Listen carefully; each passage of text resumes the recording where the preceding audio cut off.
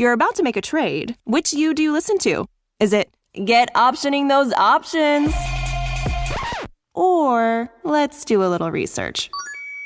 Learn more at finra.org/trade-smart. I'm NFL linebacker TJ Watt, and this is my personal best. YPB by Abercrombie is the activewear I'm always wearing. That's why I reached out to co-design their latest drop. I worked with designers to create high-performance activewear that holds up to my toughest workouts. Shop YPB by Abercrombie in-store, online, and in the app. Because your personal best is greater than anything.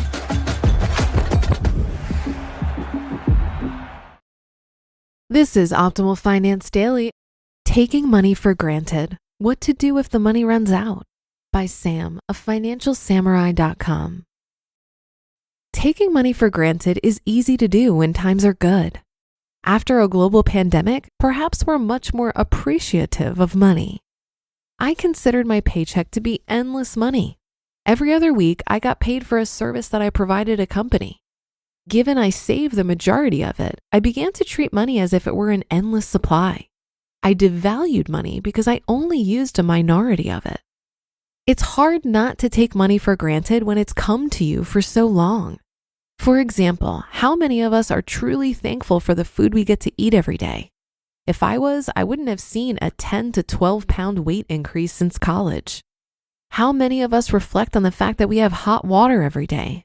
If I did, I'd probably take an occasional cold shower just to be thankful. A sabbatical is a great time to reflect on what we want to do in life and how much money is enough to be happy.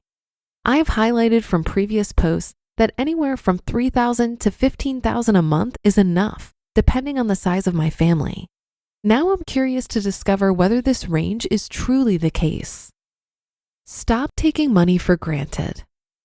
I was planning on dumping my entire free liquidity into the structured notes I wrote about earlier until I realized one thing. There's a very good chance that I won't have this type of liquidity next year. I never really had to budget. So instead of investing the entire sum, I invested 80% of it and kept the rest in a money market account just to be safe. If the money well finally runs dry, I plan to 1. Withdraw all future and accumulated CD interest income. All CD interest income is yours to use without penalty. I've just been reinvesting the proceeds for the past decade. 2. Utilize rental income for living. After almost 10 years, rental property income is highly positive thanks to inflation and mortgage refinances. 3. Work harder. I know I can always work harder because I'm hardly ever stressed out anymore. I remember studying for 5 hours a night after class. I remember working 50 hours a week and spending another 25 hours a week for my MBA. Now it's just typing some thoughts online. How easy is that? My body is relaxed and no longer has tennis elbow or lower back pain. And 4, get a job, any job. If it comes down to survival, I'm not too proud to take any job. When your first real job is making Egg McMuffins at McDonald's for $3.25 an hour, there's no job beneath you. Underestimating the amount of time worked. My father asked me one day, "Sam, are you sure you aren't underestimating the amount of time you work online?" He was concerned because despite telling him I was on vacation for a week, article after article kept appearing on Financial Samurai and Yakazi.com. I told him, perhaps, but it's hard to tell because I don't mind the work. I recalled how many hours I spent a day on vacation working, and the total came out to be roughly 2 hours a day, about an hour and a half from 6:30 to 8 a.m. before breakfast, and 30 minutes in the evening checking up on things. Working harder is a privilege since at some point my mental capacity will fade and I'll no longer be able to communicate in a coherent manner. Everything disappears over time, and it's up to us to make the most of what we have. Change is a stressful feeling. When you've budgeted so long by operating freely in the confines of your budget, it's strange to change. Although my savings and investing schedule was automatic, I got to do whatever I wanted with the remaining 30% of after-tax income every month. I felt entirely free to do as I pleased. With a large drop in income, I've got to re-strategize. Plenty of people make do with less, so I'm not complaining. I just need to mentally overcome the fact that I will no longer be saving or earning as much anymore. Does increased freedom truly make up for a drastic drop in income? I'm not so sure because I felt pretty free when I worked. Nobody told me what to do really, and I could take vacation pretty much whenever. So in a way, the people who appreciate not working the most perhaps are the ones who were the most miserable during work. Don't take money for granted because it may eventually run out. You just listened to the post titled, Taking Money for Granted, What to Do If the Money Runs Out by Sam of financialsamurai.com. This message is brought to you by Apple Card. Does this sound familiar? You're in line at checkout, cart full of items, your toddler is screaming for a treat, and you left your wallet in the car. Or was it at home? No need to panic. With your iPhone in hand, you can tap to pay using Apple Card with Apple Pay. And you'll earn 2% daily cash back when you do. So if your credit card isn't Apple Card, maybe it should be. Subject to credit approval.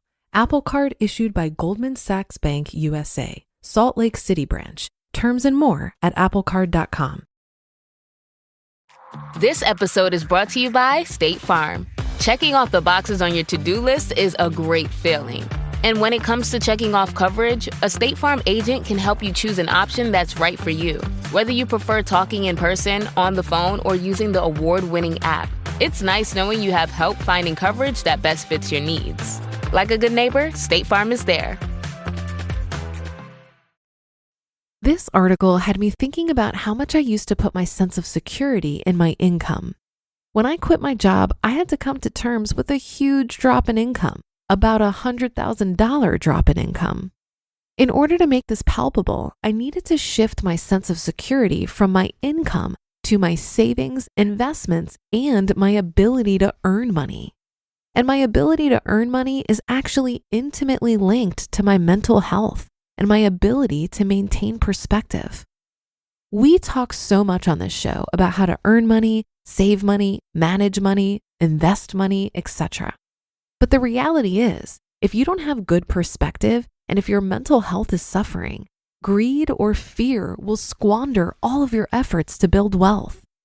What was game-changing for me was shifting from a scarcity mindset to an abundance mindset.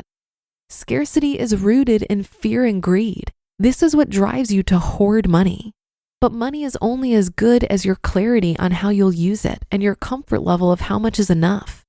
You get to a mental place of enoughness through an abundance mindset.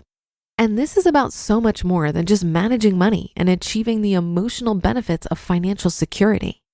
An abundance mindset is also about trusting in yourself and having confidence that if you lost it all, you're smart enough and talented enough to simply make more money. This will give you the confidence you need to take financial risks, like investing in your own business, real estate, or the stock market. Investing is the only way to grow wealth. So an abundance mindset paired with some financial literacy is the fast track to financial freedom. And that should do it for today. Have a happy rest of your day, and I'll see you on the Thursday show tomorrow, where your optimal life awaits.